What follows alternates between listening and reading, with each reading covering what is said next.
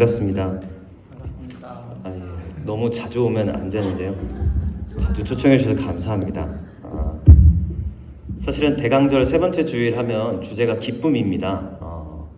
근데 제가 대강절 설교, 기쁨에 대한 설교를 하다가 도저히 기쁨이란 컨셉을 제가 잘 모릅니다. 제 얼굴을 보시면 알겠지만 또 제 신앙생활에 대한 여정을 종종 제 설교를 통해 들으면 아시겠지만 기쁨과는 좀 거리가 먼 사람이다 보니까 그래도 어떻게 보면 우리가 대강절 보냄에 있어서 어떤 묵상을 할 수 있을까 해서 이런 주제를 들고 왔습니다.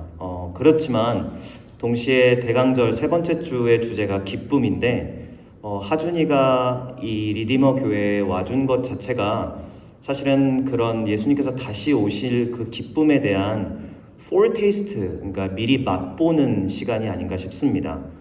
우리의 공동체가 더욱더 생명력이 가득 찼을 때 우리가 어떤 기쁨을 누릴 수 있을까?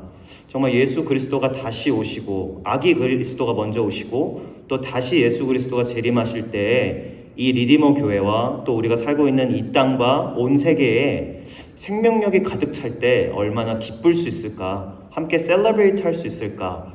그런 포르테이스트가 된 것 같습니다. 그래서 하준이가 대강절의 메시지가 되길 바라고 저는 제가 준비한 거 뚜벅뚜벅 나가도록 하겠습니다.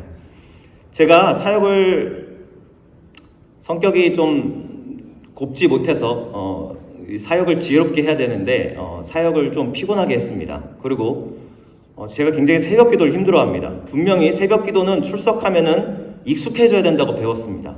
하지만 3년 반을 새벽 기도를 거의 매일을 지켰지만 사실 새벽 기도를 지키는 것이 쉽지 않았고 사역을 하다 보니까 분명히 육체적으로 많이 피곤했었습니다. 그래서 되게 죄송했던 것 중에 하나가 제가 사역을 그만두고 코스코에서 어머니랑 장을 보고 있다가 많은 집사님들과 권사님들과 어르신들 만나면 다 같이 한결같이 하시는 소리가 얼굴이 너무 좋아 보이십니다 라는 얘기를 하는 겁니다. 이게 참 많이 부끄러웠습니다. 도대체 내가 어떤 얼굴을 하면서 사역했길래 얼굴이 많이 좋아 보인다 라는 이야기를 하는가 라는 생각을 하면서 동시에 제가 시간을 보내면서 딴 때보다 굉장히 여유 시간이 많아졌습니다. 목사님께서 얘기해 주신 대로 어느 정도 사역을 감당하고 있지만 분명히 예전에 사역을 했을 때보다는 제가 저를 돌볼 수 있는 시간이 비약적으로 늘어났습니다. 그렇다면 제 생각으로는 분명히 쉼의 시간이 늘어났기 때문에 제가 영적으로나 어떻게 보면 관계적으로나 조금 더 여유가 있어지고 부해져야 하는데 제가 느낀 것은 사역을 그만둔 이후로에 오히려 시간이 늘어남으로 인해서 제 영적 상태가 더욱더 안 좋아지는 것을 발견했다는 것입니다. 그러면서 제가 그때 이후로 그리고 지금도 그렇습니다만 지금 다시 바쁜 시즌으로 성도님들도 그렇겠지만 저도 바쁘게 지내고 있는데 그 속에서도 과연 우리가 그리스도적으로 크리스천 컨셉으로서 과연 쉼이란 무엇일까? 과연 biblical rest, Sabbath, 안식이란 무엇일까? 라는 질문을 하게 되었습니다. 그리고 어떻게 쉴 수 있을까 우리가? 그리고 세 번째로는 그렇게 쉼의 목적은 무엇일까? 그렇게 한번 묵상하는 시간을 가졌고 그것이 오늘 제 묵상의 어떻게 보면 성경 구절이자 예수 그리스도의 가르침이라고 믿으며 이 말씀을 나눴으면 좋겠습니다. 2010년에 굉장히 독일 학계에서 굉장히 유행했던 책이 있습니다. 놀랍게도 한국 교수님께서 쓰신 책인데 제가 이 책 이야기를 많이 소개하는데 2010년에 독일 학계를 뒤집어 엎은 베스트셀러가 됐던 한국 교수가 쓴 책 피로사회가 있습니다. 그 이후로 한국말로 번역되고 나서 이 책이 한국에서도 굉장히 베스트셀러가 됐습니다. 이 책의 골자, 그러니까 중심 내용은 이겁니다. 각 시대마다 고유의 질병이 있다는 겁니다. 그래서 이 저자가 얘기하는 것은 20세기, 21세기의 질병, disease는 피로하다는 겁니다. 우울감이 다른 세대보다 많다는 것이고 분명히 사회와 국가는 더욱더 성장했는데 사회와 국가는 더욱더 풍성해지고 프로스퍼러스해졌는데 그 사회와 국가를 구성하고 있는 그 구성원들은 더욱더 피로해졌다는 겁니다. 더욱더 우울감을 느끼고 있고 더욱더 번아웃 신드롬을 많이 느끼고 있다는 것이 왜 그걸 느끼고 있는가를 분석하고 있는 책이 이 책입니다. 그래서 이 책에는 이런 내용, 이런 글귀가 하나가 적혀져 있습니다. 자기 자신을 착취하는 나는 가해자이다, 피해자이다. 이 시대는 한마디로 어떤 시스템에, 물론 우리가 시스템이라는 것이 있지만 내 자신이 나를 착취하고 있다는 겁니다. self-exploitation. 그래서 내 자신을 착취하고 있기 때문에 나는 내 자신에게 가해자이며 내 자신은 거기에 피해를 입는 자로서 계속 피곤해진다는 것이죠. 이 책의 철학적 내용을 다 뒤집어서라도 우리가 2017년 저게 나와 있는 우리 스태티스틱 통계 리포트를 보더라도 우리 주변에 우리가 얼마나 피곤한지, 우리 주변의 어르신들과 아이들마저도 얼마나 피곤한 사회를 살고 있는지 볼 수 있습니다. 이유 없이 피로감을 느낀다 60%, 현대인들이라면 다 피곤한 것 같다가 무려 90%에 육박한 수치를 이야기합니다. 미국에서는 11년 전 자료입니다만 수면 관련 슬립 클리닉 인더스트리가 무려 23조 원의 매출을 기록합니다.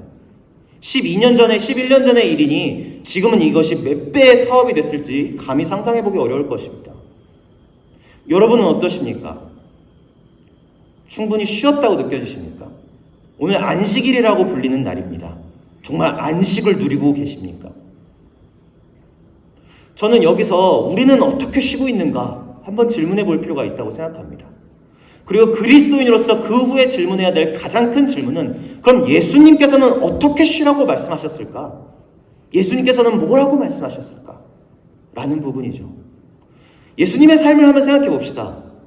예수님이 과연 안 바쁘셨을까? 소위 말해서 우리에게 가장 화두가 되고 있는 단어가 뭡니까? 워라벨입니다. Work-life balance. 워라벨이죠. 근데 예수님한테 워라벨이 있었을까라는 질문을 전 해보게 됩니다. 3년의 공생의 시간만 우리가 4복음서에서 볼 수 있습니다. 근데 그 4복음서에서 본 예수님의 삶이 과연 바쁨이 없는 삶이었는가? 12제자는 어땠을까요? 구원으로 내어진 이야기나 우리가 성경에서 본 이야기에 보면 12제자들은 과연 어떻게 쉼을 누렸을까요? 사도 바울은 저는 조금 과장을 보태서 얘기하고 이건 저의 개인적인 분석이지만 전 사도 바울은 일중독이었다고 생각합니다. 정말 사도행전부터 시작해서 그 후부터 쫙 이어지는 사도 바울의 서신서를 읽어보면 이 사람이 도대체 어떻게 삶을 이걸 매니지할 수 있었을까? 저는 사실 의문이 듭니다. 그래서 혹자는 이렇게 얘기합니다. 이거는 그들이나 할 수 있었을 겁니다. 이들은 소유가 없었기 때문에 이들은 지금처럼 부동산의 개념도 없었고 지금의 경제관념도 없었고 그런 사회 속에서 살고 있었기 때문에 오히려 이럴 수 있지 않았을까요? 맞습니다. 저는 물론 소유가 많을수록 쉽게 쉴 수 있을 확률이 높다고 생각합니다. 어떤 드라마에선 이렇게 이야기합니다. 부자일수록 착하기 쉽다고. 틀린 말은 아닐 겁니다. 우리의 소유가 늘어날수록 우리는 도덕적으로 또는 어떻게 보면 엘리트로 자랄 수 있을 확률은 높습니다. 하지만 과연 소유가 늘어난다고 평안할 수 있는가? 소유가 늘어나고 우리가 중산층이 되고 부유층으로 올라가면 편안해질 수는 있을 겁니다. 하지만 성경에서 계속 이야기하는 것, 편안한 것과 평안한 것은 다른 것입니다. 편안하게 살더라도 평안하지 않을 수 있고 불편하더라도 평안할 수 있습니다. 우리가 그렇다고 해서 소유에 대한 것을 부정하는 것이 아니라 우리가 성경을 읽어보면 소유했든 소유하지 않았던 정말 예수 그리스도를 따라가는 자들은 풍성한 쉼을 누릴 수 있었다는 것이죠. 그런 삶이 어떤 삶인가? 저는 그래서 Peace be with you. 평안이 너희와 함께하노라. 요한복음 14절에서도 너희는 마음에 근심하지도 말고 두려워하지도 말라는 말을 들으면서 정말로 바쁘냐 안 바쁘냐가 우리가 쉼을 줄 수 있냐의 없냐의 이슈가 아니라 정말로 우리가 예수를 볼 수 있느냐 없느냐, 그것이 쉼의 본질이라고 생각합니다. 그래서 우리가 가지고 있는 쉼의 개념은 이렇습니다. 만약에 내가 잠깐 break apart, 내가 지금 하고 있는 걸로부터 쉰다면, 학생들이라면 내가 방학을 간다면, 내가 방학을 가진다면, 직장인들이라면 잠깐 일에서 떠나서 휴가를 가진다면, 육아를 하시는 분이라면 이 아이가 장성하여 집을 나간다면, 사실 목사님 사모님과 목사님께 드리는 설교가 될 수도 있겠습니다만 이젠 정말 쉼이라는 것이 없을 수도 있겠죠. 시간적으로 보면요. 하지만 쉼을 이런 식으로 본다면 break time이라고 얘기하잖아요. 이 break의 개념으로 본다면 이것이 얼마나 템포럴한 쉼인지 우리는 알 수 있습니다. 방학은 끝납니다. 다시 학교로 돌아가야 됩니다. 휴가도 끝납니다. 다시 직장으로 돌아가야 됩니다. 그 사람 얼굴 안 볼 수 있습니다. 아내와 남편 얼굴 잠깐 안 볼 수 있습니다. 하지만 가족으로 다시 돌아와야 합니다. 그렇다면 잠깐 떨어진 그 시간이 물론 도움이 되겠지만 영구적인 쉼이 될 수 있는가? 영구적인 치유가 될 수 있는가? 다시 영구적으로 감사와 기쁨을 회복할 수 있는가? 저는 사실 의문입니다.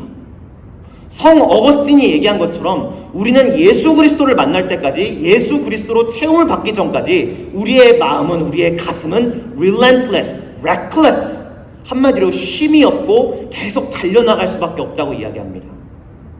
예수님을 만날 때만이 진정한 평안과 쉼을 누릴 수 있다는 것이죠. 우리가 이렇게 진정한 쉼을 얻기 힘든 이유는 우리가 항상 spiritual warfare에 있기 때문입니다. 우리가 이 사실을 잘 망각합니다. 모든 일과 내 생각과 내 모든 결정과 내 직장과 내 모든 관계가 사실은 영적인 전쟁 가운데 있다는 것을 잊고 살아갑니다. 그래서 주님 말씀을 따라 살아가지만 거기서 한번 패배하고 그 전투에서 지면은 계속 그 지는 것이 반복되다 보면 패배주의에 빠집니다. 어차피 이 세상에서는 안 되잖아. 그러면서 이 영적 전쟁에 대해서 잊기 시작합니다. 그러다 보니까 편안해지기도 합니다. 차라리 잊고 살아가면, 차라리 이것이 예수 그리스도와 함께 나아가야 되는 영적 전쟁, 이 삶이 60년에서 100년 정도 되는 이 삶이 spiritual warfare이라는 사실을 잊고 살아가면 차라리 편하게 살 수 있습니다. 하지만 이것은 거짓 평안일 것입니다. 이건 사실 중독입니다. 예수님을 보지 않고 여러분이 지금 편안함을 누리고 계시다면 사실은 다른 어떤 거에 중독되어 있는 겁니다. 여러분이 소유가 많든 적든 상관이 없습니다. 알코올 중독자 손에 알코올이 있든 없든 알코올 중독자는 중독자입니다. 알코올이 손에 있든 없든 말이죠. 우리도 마찬가지입니다. 우리도 죄인으로서 항상 우리의 가슴에 우리의 삶의 공허함과 두려움과 uncertainty와 unpredictability와 두려움과 근심 속에서 살아가는 그 근본적인 원인을 해결하지 않는다면 우리의 삶은 언제나 반창고 같은 쉼밖에 있을 수 없습니다.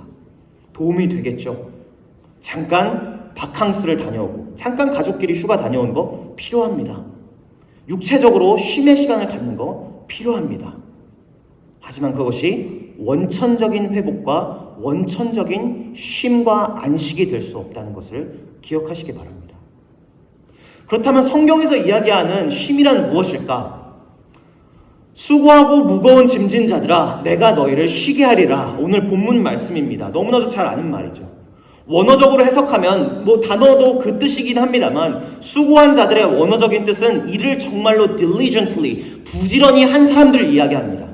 정말로 목표를 향해서, 선한 목표를 향해서 열심히 나아간 사람들을 의미합니다. 무거운 짐진 자들아 라는 단어의 원어적 의미를 살펴보면 무엇인가의 무게에 짓눌린 사람들을 이야기합니다.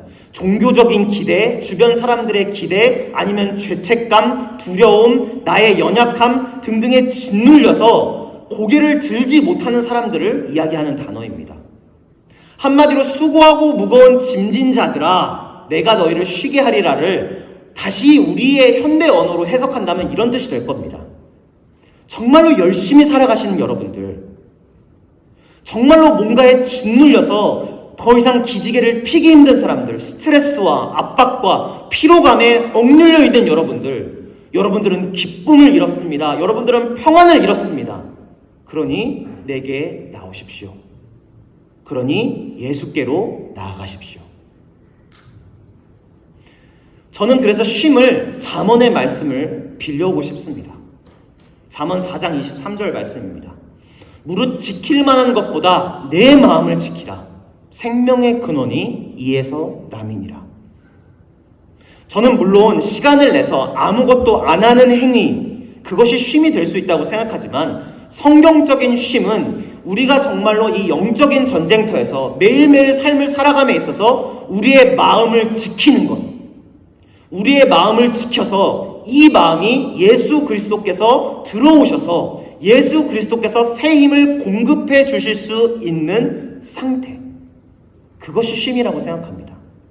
이 영적 전쟁터에서 쉴 수 있는 방법은 내가 이 싸움을 싸워나가야 된다는 부담감으로 살아가는 것이 아니라 군대장이신 하나님께서 살아계시다. 나는 내 힘으로 할 수 없지만 군대장이시고 승리하시고 지배자이시며 창조주이시며 구원자이신 하나님께서 이 전쟁을 다스리신다. 승리는 주님께 있다. 라고 내 마음을 보호할 수 있다. 그 보호할 수 있는 그 스테이러스, 그것이 진정한 쉼이라고 생각합니다. 내 마음을 지켜내어 하나님께 힘을 공급받을 수 있는, 하나님으로부터 기쁨을 회복하고 소망을 받을 수 있는 것. 바쁨이 없는 상태가 아니라 바쁨 가운데 속에서도 누릴 수 있는 것이 안식이어야 합니다. 모든 것을 은퇴한다고 해서 진정한 쉼이 옵니까? 충분한 돈, 내가 평생 먹고 살 돈이 생기면 진정한 쉼이 옵니까? 아니요. 저는 그렇게 생각하지 않습니다. 그 가운데 속에서도, 모든 것 가운데 속에서 우리에게 안식과 쉼을 주시는 분이 바로 우리 하나님이심을 믿고 나아가야 한다는 것이죠. 우리의 마음을 지키는 것, 저는 그것이 진정한 쉼으로 가는 길이자, 우리가 이 세상 속에서 예수 그리스도가 다시 오실 것을 기다리며 가질 수 있는 안식의 방향성이라고 생각합니다. 그렇다면 이 안식을, 이 쉼을 어떻게 누릴 수 있냐? 오늘 구절은 이렇게 이야기합니다. 첫 번째로, 다 내게로 오라, 내가 너희를 쉬게 하리라. 이 이야기의 가장 기본적인 것은 누가 우리에게 쉼을 줄 수 있느냐라는 질문으로 시작한다는 겁니다. 내게로 오라, 내가 쉼을 주겠다고 예수님께서 직접 말씀하십니다. 우리는 때로는 내가 내 스스로에게 쉼을 줄 때도 있지만, 정말로 우리에게 안식을 주실 수 있는, 계속 반복되는 이야기지만, 오직 주님만이 우리에게 진정한 쉼과 안식을 주실 수 있다는 사실을 잊지 않아야 합니다. 다시 한번 얘기하자면, 내게로 오라라는 말씀을 하셨을 때는 내 옆에 너가 없다는 이야기도 됩니다. 내 옆에 너가 없기 때문에 내게로 오라라고 명령하시는 것입니다. 내가 거짓된 평안을 누리고 있는가, 아니면 참된 평안을 누리고 있는가? 간단합니다. 여러분과 예수님과의 거리를 재어보십시오. 우리가 너무나도 잘 아는 이야기가 있습니다. 요나의 이야기 잘 아시나요? 우리 어린이 친구들도 썬데이 스쿨을 가봤다면 정말 잘 알 겁니다. 요나의 이야기. 요나가 선지자입니다. 하나님께서 니느웨로 가라고 말씀하십니다. 하지만 요나는 그 니느웨로 가지 않고 하나님의 얼굴을 피하여 다시스로 향합니다. 놀라운 거는 다시스가 니느웨로 가는 거리보다 5배나 멀다는 겁니다. 그는 정말로 최선을 다하여 하나님의 얼굴을 피하려 다시스로 향합니다. 근데 그 다시스로 향하는 배가 어떻게 되죠? 폭풍을 만납니다. 그래서 폭풍을 만나고 있는데, 여러분이 나중에 심심하시면 자녀들과 함께, 심심하실 일이 없으시겠지만 요나서는 4장밖에 안 되지 않습니까? 4장을 다시 한번 읽어보시기 바랍니다. 우리가 썬데이 스쿨에서 들었던 이야기랑 생각보다 많이 다르니까요. 그래서 요나가 타고 가는데 우리가 잘 읽고 있는 구절이 여기에 나옵니다. 이 배가 폭풍을 만납니다. 근데 요나가 혹시 어디 있었는지 기억하시는 분 계십니까? 요나는 배 안에서 잠들었다라고 나옵니다. 요나는 자고 있었습니다. 여러분, 2800년 전에 지은 배입니다.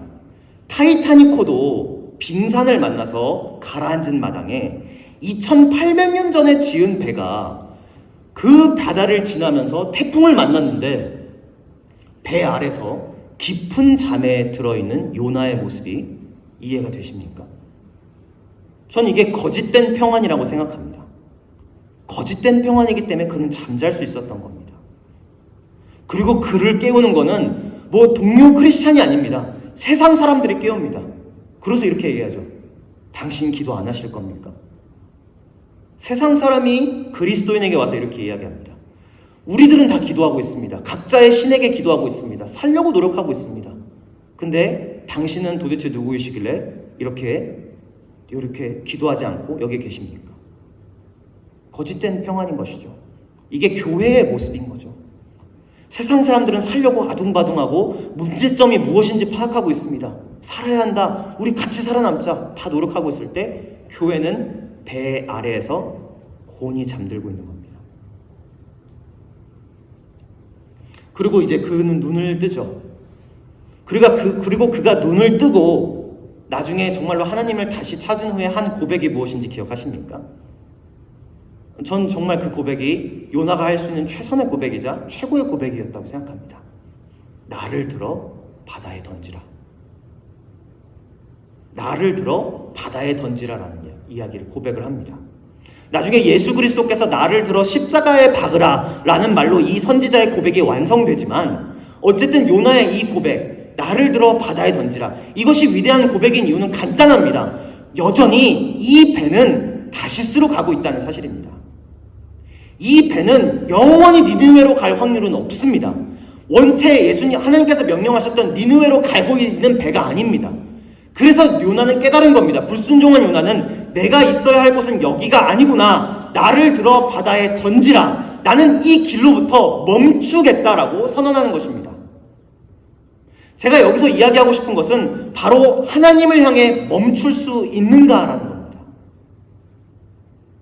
여러분, 정말로 예수님께서 내게로 나오라라고 얘기했을 때 대부분 이렇게 얘기합니다. 요나의 입장이면 어떻게 하시겠습니까? 이 폭풍은 내게로 나오라는 하나님의 명령이셨습니다. 대부분 이렇게 기도할 겁니다. 주님, 이번만 모면하게 해주십시오. 이번만 도와주십시오. 이번만 해결해 주십시오. 하지만 예수님께로 돌아올 생각은 안 합니다. 그 자리에서 버티려고 하죠. 여러분, 정말로 하나님이 정말로 인격적이신 분인 이유는 제가 제 삶을 얼마 전에 고민하다가 이런 묵상에 이르게 됐습니다. 하나님은 나를 이겨보신 적이 없구나. 하나님은 나를 이겨보신 적이 없구나. 나한테 항상 져주셨구나. 이스라엘과 하나님의 씨름에서 하나님이 져주시죠. 그리고 정말로 그 야곱이 이스라엘이 되는 역사가 일어나죠. 그것처럼 하나님이 정말로 나에게 항상 져주셨구나라는 고백을 많이 하게 됩니다. 우리가 항상 그러지 않습니까? 항상 견뎌냅니다. 이 자리에서. 내가 가려는 방향을 여전히 고집한 채로 나는 여전히 다시스로 가려고 그 배에서 내리지 않습니다. 하지만 요나는 얘기하죠. 나를 들어 바다에 던지라. 멈추는 겁니다. 죄를 짓는 우리에게 멈출 뿐 아니라 우리가 잠깐 멈추어 예수 그리스도를 바라보자는 겁니다. 이 바쁜 사회 속에서 젊은 사람들도 이야기지만 우리 부모 세대부터 저는 부모 세대가 아닙니다. 물론 부모 세대가 될 나이입니다. 슬프게도. 하지만 우리가 그런 얘기하지 않습니까? It must go on. The party must go on. 뭐 to be continued, never stop. 뭐 이런 얘기 영원히 계속되는 것. To be continued, never stop. 콩글리시죠. 영원히 계속하라. 다시. 하지만 그렇다면 우리가 정말로 예수 그리스도를 바라볼 수 있을까요? 그것도 참 반창고 같은 치료법 아닙니까? 하나님께서 져주실 겁니다. 은혜로우신 분이니까요. 하지만 거기에 참된 평안이 있을 거라고 생각하지는 마십시오. 예수님을 향한 멈춤, 하나님을 위한 멈춤, 예수님께로 향하기 위한 멈춤. 영적 전쟁 속에서 때로는 우리가 시험이 들 때 그 시험은 우리를 개인적으로 굉장히 감정적으로 이걸 공격합니다. 근데 사실 이 개인적이고 감정적인 것들은 진리도 아니고 진실도 아니고 영원한 것도 아닙니다. 하지만 사탄이 이 영적 전쟁터에서 항상 역사하는 방법이 그것들을 건드려서 내 연약함을 끄집어내서 그 연약함을 통하여 나를 공격합니다. 그리고 그 공격함을 통하여 우리의 관계가 무너지고 무너진 관계를 통하여 우리의 피로감과 패배주의가 점점 더 쌓여갑니다. 우리가 그런 분노를 하게 될 때, 그런 두려움을 갖게 될 때 거기서 멈추고 기도의 자리로 예수님을 바라보는 훈련이 없다면 우리는 영원한 쉼을 얻을 수 없을 겁니다. 되게 좋은 책이 또 하나 있는 게 저는 한국 분들의 책 제목을 짓는 센스에 굉장히 감탄을 짓곤 합니다. 책 제목 중에 김여호수아 목사님의 The 멈춤이라는 책이 있습니다. The 멈춤이라는 거는 정말 진정한 멈춤, 그 멈춤이란 뜻이겠죠. 근데 참 멋있다는 생각을 했습니다. 그 책에 이런 글귀가 있습니다. 기도는 하나님을 만나기 위한 멈춤이다. 말씀은 하나님을 알아가기 위한 멈춤이다. 자신에 대해 깊게 생각하는 시간을 갖는 것은 기쁨으로 가기 위한 멈춤이다. 단순함은 욕심을 향한 멈춤이다. 섬김은 교만을 향한 멈춤이다. 고백은 죄악을 이기기 위한 멈춤이다. 예배는 사랑하기 위한 멈춤이다. 진정한 안식은 하나님의 박자에 발을 맞추는 멈춤이다. 이런 멈춤이 있으십니까? 내게로 나오라 라고 할 때는 우리는 어쩌면 다른 방향으로 가고 있을 때 주님께서 말씀하실지도 모릅니다. 내게로 나오라. 거기서 멈추고 내게로 나오라. 하나님을 위한, 하나님을 향한, 그리고 하나님에 의한 멈춤.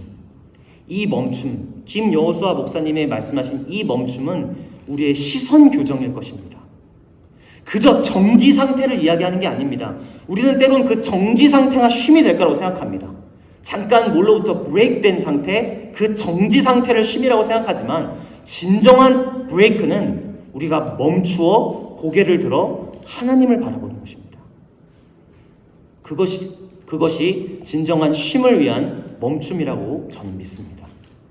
두 번째 말씀은 이렇게 이야기합니다. 나의 멍에를 메고 배우라. 너희 마음이 쉼을 얻으리니. 여기서 뭐 한국에서 오래 살다 오신 분들은 알겠지만 멍에에 대해서 잘 알고 계십니까? 이 멍에, 역에 대해서 잘 알고 계신 분 계신가요? 저도 사실은 이걸 묵상하면서 나름 처음 알았던 개념인데 이 멍에는 특히 신참 소를 교육할 때 아주 효율적으로 쓰인다고 합니다. 그래서 새로운 이제 소가 장성하여 이제 소를 예를 들어 밭을 갈 때 소를 쓰지 않았습니까? 농기구를. 근데 이제 inexperienced, 이제 뉴비가 오는 거죠. 새로운 소가 오면 굉장히 베테랑 소를 옆에 붙여줍니다. 그리고 멍에를 같이 씌워줍니다. 이렇게 같이 묶어주는 거죠. 베테랑 소와 처음 일하는 소를 같이 묶어줘서 일을 시킵니다. 그래서 이제 멍에로 같이 매게 하는 것이죠. 멍에를 매면은 베테랑 소는 이게 고인물이지 않습니까? 그래서 뭘 해야 되는지 너무나도 잘 압니다. 능숙하게 해냅니다. 하지만 새로운 소는 이게 뭐야? 이게 뭐 하는 거지? 이러면서 굉장히 처음에는 질질 끌려다닙니다. 하지만 멍에에 매였기 때문에 뭐 저항할 수는 없고 처음엔 저항할지 모르겠지만 결국은 옆에 있는 베테랑 소의 박자를 맞추게 됩니다. 그래서 결국은 짧은 시간 안에, 단기간 안에 이 inexperienced 소와 이 베테랑 소가 한 박자를 이루어 결국은 훈련이 되게 된다는 것이죠. 우리도 그렇습니다. 예수님이라는 이 우리의 인간의, 어떻게 보면 하나님이시지만 온전히 인간이셨던 예수 그리스도를 본받아 그의 옆에서 같이 멍에를 메고 한 발짝씩 나아갈 때 처음엔 당연히 숨이 차겠죠. 끝이 날 때까지 숨이 계속 찰 수도 있을지도 모르겠습니다. 하지만 나아갈 수 있을 겁니다. 우리 옆에 계신 분이 예수 그리스도시니까요. 저는 그래서 배우지 않는다면 제대로 쉬기 힘들다라는 말씀의 29절에서 그걸 깨달았습니다. 진정으로 배워야, 진정으로 예수 그리스도를 따라갈 수 있어야 그 따라감이 무엇인지를 내가 정말로 배우고 터득해야 진정으로 쉴 수 있겠구나. 그래서 이 배움에 대해서 짧게 세 가지 자세만, 정말 우리가 예수님께 어떻게 배울 수 있을까? 짧게 세 가지 자세만 같이 나누고 말씀을 마무리하려고 합니다. 첫 번째는 충성입니다. 여러분 정말로 충성되게 살아야 됩니다. 제가 정말로 좋아하는 구절 중에 하나가, 비유 중에 하나가 잘하였도다 참 착하고 충성된 종아. 5달란트를 벌어오고 1달란트를 숨긴 종이 있었고 5달란트를 가지고 장사를 해서 2배로 불려온 종이 있었습니다. 하지만 그 주인이 칭찬할 때 잘하였도다 돈을 더 벌어온 내 종아라고 이야기하지 않습니다. Well done, successful servant라고 얘기하지 않습니다. Well done, good and faithful servant라고 얘기합니다. 돈을 벌어온 행위 자체가 중요한 게 아니라 주인의 마음을 헤아려서 그 재산을 불려온, 시장에 나가서 주인을 위해 일한 그 마음이 주인은 감동이었던 것입니다. 우리가 어떤 성취를 취해 열매를 맺으라고 하나님께서 말씀하시는 것이 아니라 정말로 faithful한 servant인가, 정말 충성된 종인가를 하나님께서는 보고 싶어 하시는 것이죠. 우린 때론 좋은 스승을 만날 때 그 스승을 따라하는 것만으로도 큰 배움이 될 때가 있습니다. 그 큰 배움 속에서 정말로 아하 모먼트가 일어나면 그 속에 기쁨이 솟아납니다. 정말로 할 수 있을 것 같은 마음이 단단해지고 마음이 새로워지는 경험을 할 때가 있습니다. 멍에를 메라, 이게 위로가 전혀 안 됩니다. 하지만 절대로 이 이야기가 더 일을 하십시오, 더 교회에서 섬기십시오, 엑스트라 워크를 해야 됩니다는 이야기로 들리지는 않기를 바랍니다. 주님께 충성된 삶, 정말 주님을 따라가고 싶다는 삶, 그분께 배우고 싶다는 삶, 순종하고 싶다는 삶, 그분의 멍에를 같이 짊어지고 싶다는 그 마음, 그것이 배움의 첫 번째 자세일 겁니다. 두 번째는 집중입니다. 혹시 월드컵 보고 계신 성도님들 계십니까? 대단하죠. 인기가 어마어마할 겁니다. 특히 한국에서 오신 분들이라면 더 그럴 텐데 축구 좋아하시는 분 혹시 계신가요? 네. 그러면 이거 한번 질문 내겠습니다. 2006년 독일 월드컵 결승 기억나시나요? 프랑스 vs 이탈리아였습니다. 프랑스와 이탈리아가 경기를 했는데 여기서 굉장히 기가 막힌 일이 일어나는데 혹시 무슨 일이 일어나는지 아시는 분 계십니까? 역시 담임 목사님께서 아시네요. 네, 혹시 제가 감히 여쭤봐도 되겠습니까? 프랑스 주장 이름이 생각 안 나는데 지단이라는 선수였습니다. 지단 머리로 받아서. 네, 맞습니다. 예, 역시 목사님께서는 모든 필드에 대해서 이제 해박하게 알고 계신 역시 담임 목사님, 이제 신승희 목사님이신데요. 굉장히 놀라운 일이 일어납니다. 굉장히 경기가 팽팽했습니다. 근데 이제 이탈리아와 프랑스 선수 간에 잠깐 다툼이 있었는데 이탈리아 선수가 지네딕 지단이라는 프랑스의 에이스 오브 에이스, 최고의 선수가 있었고 사실상 그 선수가 경기를 지배하고 있는 선수였을 겁니다. 근데 이탈리아 선수가 뭐라고 얘기를 했고 지네딕 지단 선수가 갑자기 그 친구가 저처럼 좀 머리숱이 없습니다. 근데 갑자기 박치기를 합니다. 그래서 아무런 아웃 오브 노웨어에서 갑자기 이 친구의 가슴에 박치기를 해서 레드카드를 받고 퇴장당합니다. 결국 그 경기를 프랑스는 집니다. 월드컵 결승전 이야기입니다. 우리가 나중에 알게 된 사실은 이 이탈리아 선수가 굉장히 질이 안 좋은 욕을 했습니다. 가족 욕이었습니다. 저였어도 가족 욕했으면 뭐 월드컵이고 나발이고 저도 때렸을지도 모르겠습니다. 하지만 우리가 지네딕 지단의 선택을 탓하자는 이야기가 아닙니다.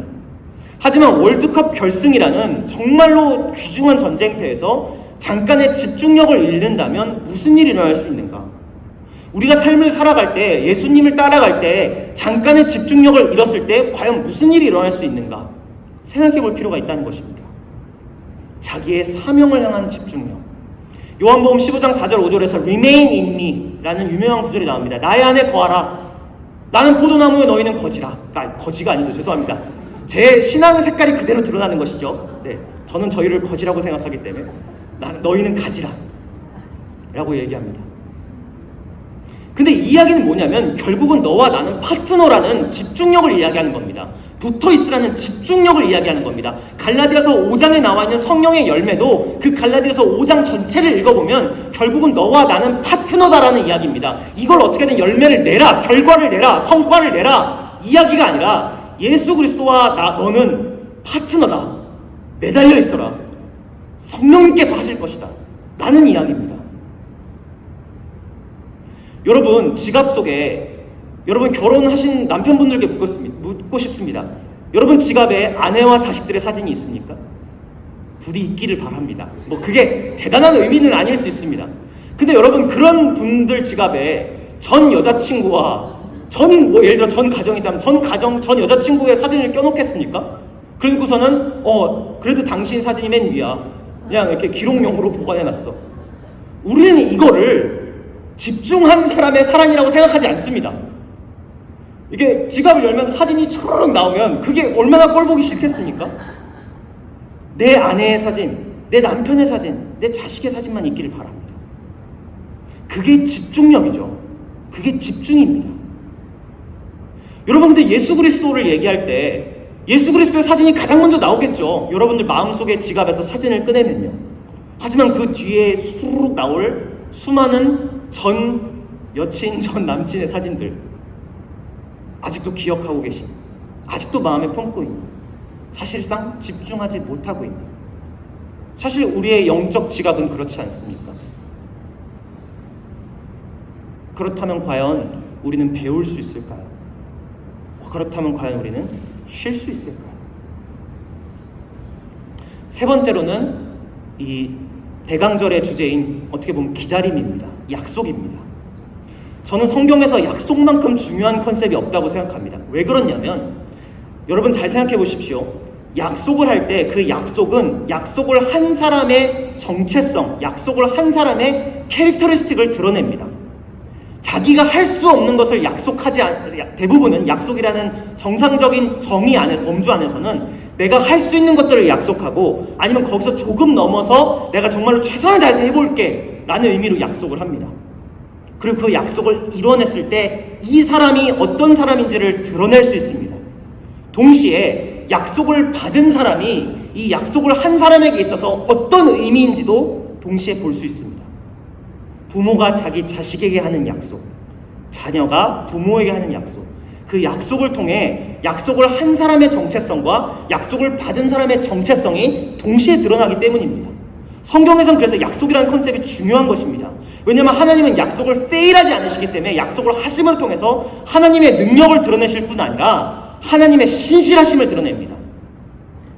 그리고 우리는 그런 약속을 받은 자들로서의 정체성이 있는 것이죠. 그 약속이 여기에 적혀 있습니다. 분명히 예수님께서 쉼을 주겠다고 말씀하셨고, 쉼뿐만 아니라 믿음과 소망, 사랑을 주겠다고 약속하시고, 내가 세상을 이겼노라라고 말씀하셨고, 그 승리가 너희의 것이 되겠고, 사망아 너희의 쏨이 어디 있느냐, 너희의 스팅이 어디 있느냐라고 말씀하시고, 내가 사망을 이겼노라 라고 다 약속하셨습니다. 기독교에서 왜 고백이 중요합니까? 왜 우리가 신앙 고백문을 합니까? 이 고백이 confession이기도 하지만 promise이기도 합니다. 약속을 함을 통하여 우리가 다시 한번 헌신을 다하는 겁니다. 약속을 했기 때문에 나는 그 약속을 지키고자 노력할 것입니다. 나의 상태를 고백하는 것이기도 하지만 나의 소망을 담은 것이기도 합니다. 내가 진짜로 그렇게 되고 싶다. 이번 주말에 같이 놀러 가자. 크리스마스에 같이 시간 보내자. 설령 그 약속을 어기더라도 그때의 그 소망을 담아 다시 한번 약속을 담아 나와 당신의 정체성을 확인하고 내 나아갈 방향에 대해 내가 뱉은 말에 대해 다시 한번 헌신하며 사는 삶이 약속의 삶인 것입니다. 나이가 들어갈수록 예전에는 청년부 수련회 가면 그런 거 참 많이 하죠. 주님께 헌신하고 싶은 사람, 주님께 약속하고 싶은 사람, 내 삶을 내놓겠다라고 약속할 사람 자리에서 일어나세요. 앞으로 나오세요. 근데 나이가 들어갈수록 점점 주님께 약속하고 헌신하는 것들이 점점 줄어듭니다.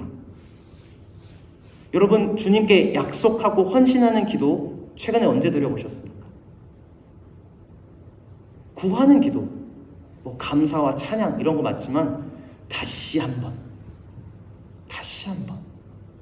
약속하는 자리에, 헌신하는 자리에 언제 가보셨습니까? 저는 그래서 다 넘어가고, 저는 루이스 스멘데스 목사님의 이 글귀가 너무나도 와닿습니다. 누구나 다 그렇듯 나 역시 삶을 되돌릴 수 없음을 잘 안다. 내 됨됨이와 행실 가운데 상당 부분은 과거의 선물이자 저주의 한 부분임을 부인하지 않는다. 하지만 누군가에게 약속을 하는 순간 그 모든 제한 조건들을 넘어설 수 있다는 것 또한 엄연한 사실이다. 그리고 제가 여기 쓰지 않았지만 뒷구절에 이렇게 나와 있습니다. 인간은 약속할 때 가장 자유롭다. 저는 이 목사님이 쓰신 그 약속의 말, 하나님께 드려지는 다시 헌신됨, 그것이 진정한 배움으로 우리를 인도하고 그 배움이 우리에게 쉼을 가져다 줄 것이라고 믿습니다.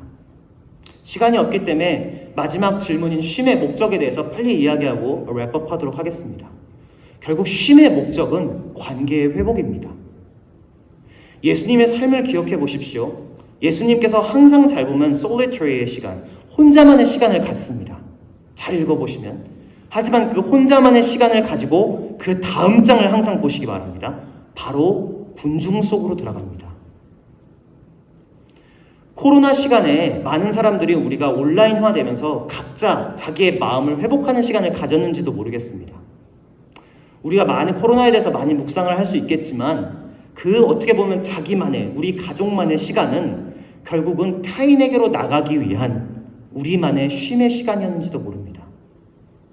결국은 이 홀로만의 휴식의 시간이, 홀로만의 안식이 결국은 사랑으로 이어지지 않는다면, 궁율로 이어지지 않는다면, 관계의 회복으로 이어지지 않는다면 결국 이 쉼의 목적은 큰 의미를 갖지 못할 것입니다.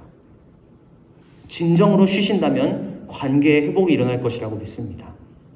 성경에서도 안식일을 지키는 것과 형제 자매와의 관계의 회복을 계속해서 같이 평행으로 이야기하는 것을 보면 이 안식과 관계의 회복은 뗄래야 뗄 수 없는 관계일 것입니다.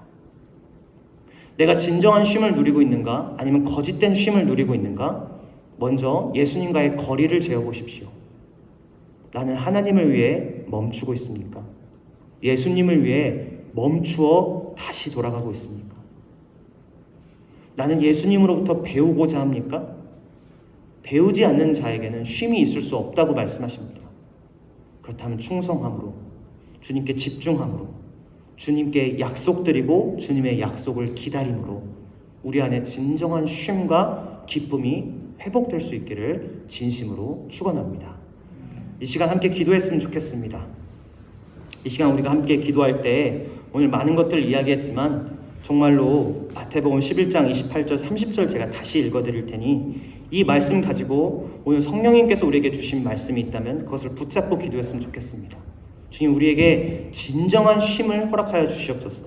바쁨의 부재, 영적인 전쟁의 부재가 아니라 in the midst of warfare, 그 가운데 속에서 정말로 주님이 우리의 진정한 쉼 되심을, 그리하여 주님을 향해 다시 나아가고 주님께 더욱 배움으로 통하여 내가 진정한 안식을 누릴 수 있도록 나를 도와주시옵소서.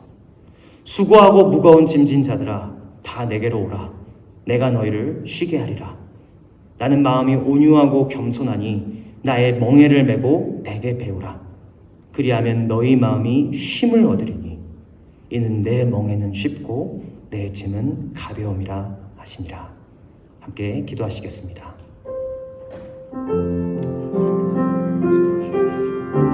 아주 내 안에 쉼이 없습니다. 이 바쁜 작업의 속에서 현대의 공에서 뭔가를 하지 않으면 안 되는 성취를 해야 되기 때문에, 성과를 내야 되기 때문에, 모습을 해내야 되기 때문에 우리가 정말로 주님께 나아가지 못함을 고백합니다. 때로는 신앙생활조차도 그 바쁜 속에 치여서 쉬는 것이 아니라 노동이 되고 땀을 흘리는 것이 되고 주님을 누리지 못할 때가 많음을 고백합니다. 그러니 주님, 우리가 진정으로 주님을 누릴 수 있기를 원합니다. 진짜 주님 안에 구하게 하여 주시옵소서. 주님 안에 구할 때 진짜 쉼이 회복될 줄 믿습니다.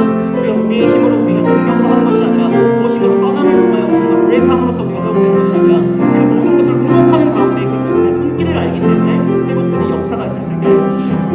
그 주님의 우리의 치유의 손길 되심을 믿습니다.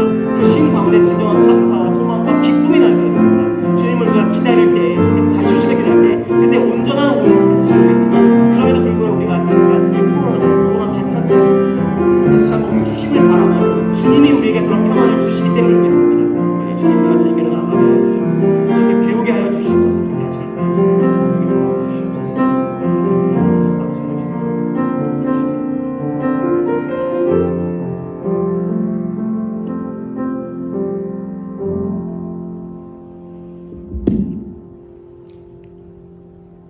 안식의 주인 되어 주시는 하나님 아버지, 주님 감사합니다. 이렇게 주님의 안식일에 정말 주님의 아기 예수의 오심을 우리가 다시 한번 생각하고 주 예수 그리스도의 다시 오심을 기다리고 앙망하는 이 자리에서 주님, 우리에게 쉼을 허락하실 것을 믿습니다. 주님이 현대사회 속에서도 정말로 우리의 영혼이 고되고 지쳐있음을 고백합니다. 우리가 무엇인가를 해내야 된다는, 우리가 무엇인가를 이루어야 된다는, 무엇인가를 더 소유해야 된다는, 심지어 신앙생활마저도 무엇인가를 더 해내야 되는, 이대로는 안 될 것 같다는 정말로 지친 마음이 계속 있습니다. 하지만 주님, 다른 무엇보다도 주 예수 그리스도 얼굴을 구하고 주 예수 그리스도의 임재를 구하는 것이 우리에게 진정한 쉼이 됨을 우리가 깨닫게 하여 주시옵소서. 바쁜 것을 없애는 것이 아니라 우리가 불필요하고 우리에게 눈에 가시거리가 되는 것들을 없애는 것이 우리에게 진정한 쉼을 가져다 주는 것이 아니라 이것이 모든 것이 영적 전쟁임을 깨닫고 그 전쟁의 주인 되시는 분이 예수 그리스도임을 고백할 때, 우리의 마음을 지키고자 다시 한번 주님께 헌신할 때 우리가 진정한 안식을 누릴 줄 믿습니다. 주님께서 승리를 가져오실진데 우리가 무엇이 두렵겠습니까?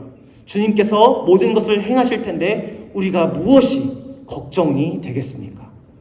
Peace be with you. 평안이 너희와 함께하리라. 그 말이 단순히 머리로만 믿어지는 것이 아니라 경험되어지고 우리의 삶 속에 깊이 녹아들 수 있도록 우리가 주님을 향해 멈추는 시간을 늘리게 하시고 주님 안에서 철저하게 배워 충성된 종이 되게 하시고 집중할 수 있는 영혼이 될 수 있게 하시고 정말로 주님을 기다리며 주님께 다시 한번 헌신하는 주님의 자녀들 될 수 있도록 도와주시옵소서. 리디머 교회 목사님, 우리 신목사님과 신목사님 가정에게 특별히 쉼을 허락하여 주시옵소서. 이 아이와 정말로 주님께서 하나님께서 준비하신 하준이와 함께 이 쉼을, 안식을 누릴 수 있도록 도와주시고 이 가정의 생명력이 더욱더 많은 영혼들에게 평안을 가져다 줄 수 있는 그런 가정이 될 수 있도록, 또한 이 가정의 리더십을 통하여 더욱더 많은 가정이 새 힘을 찾을 수 있도록 목사님의 가정을 축복하여 주시옵소서. 리디머 교회 리더와 또 리디머 교회들의 많은 성도들 위해 기도합니다. 지친 영혼들이 많을 줄 압니다. 이민 생활 속에, 유학 생활 속에, 학교 생활 속에, 직장 생활 속에, 가정으로서 책임져야 되는 삶 속에, 그리고 무엇을 해야 할지 고민하는 그 가운데 속에서 많이들 눈물 흘리고 지쳐있을 줄 압니다. 주님, 그들에게 다가가 그들에게 숨이 되어 주시옵소서. 그들의 한숨을 정말 주님께서 찬양으로 바꿔 주시옵소서. 그래서 그들의 눈물이 정말로 새로운 꽃을 일궈내는 양식이 되게 하시고 정말로 물이 되게 하셔서 하나님께서 생명의 꽃을, 안식의 꽃을 우리들의 가정과 우리들의 개인의 삶 속에서 열매 맺게 하여 주시옵소서. 주님, 모든 것을 맡깁니다. 우리의 쉼이 되어주시며 우리의 안식이 되어주시며 다시 주님 얼굴 볼 때 그 누릴 영원한 안식을 꿈꾸며 오늘도 우리는 주님 안에서 평안하길 소망합니다. 주님, 그렇게 될 줄 믿습니다. 이 모든 말씀 우리의 영원한 안식이시고 이 세상 속에 쉼 되어주시는 우리 주 예수 그리스도의 이름으로 간절히 기도드렸습니다. 아멘.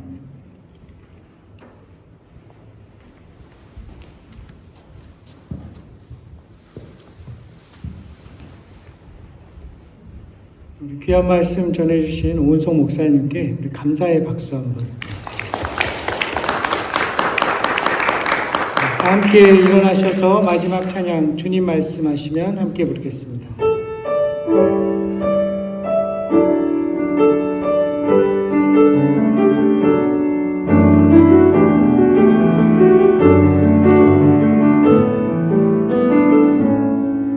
주님 말씀하시면 내가 나가리라.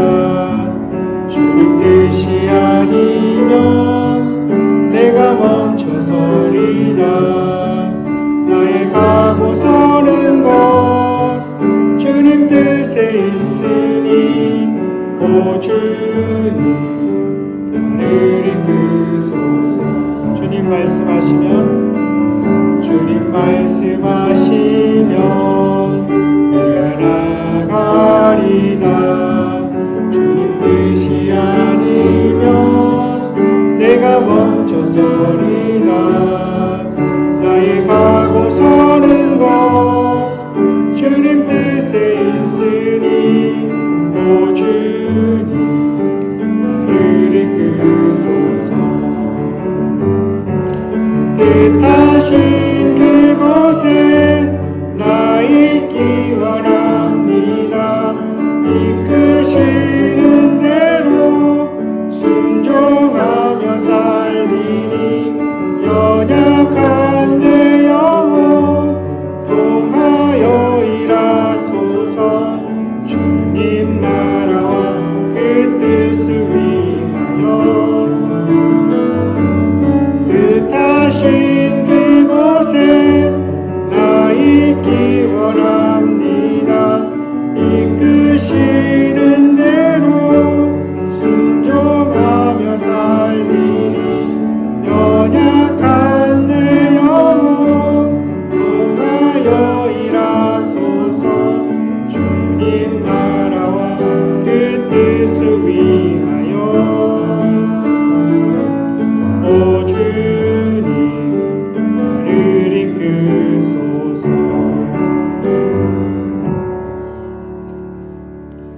이제는 우리 구주 예수 그리스도의 은혜와 하나님 아버지의 사랑과 성령님의 늘 함께 하심이 성삼위 주님께 더 가까이 나아가며 그 주님의 멍에를 메고 배우고 참된 안식을 얻기를 원하는 주님의 모든 백성들 그 가정과 일터 위에 지금부터 영원까지 함께 하시기를 간절히 축원하옵나이다. 아멘.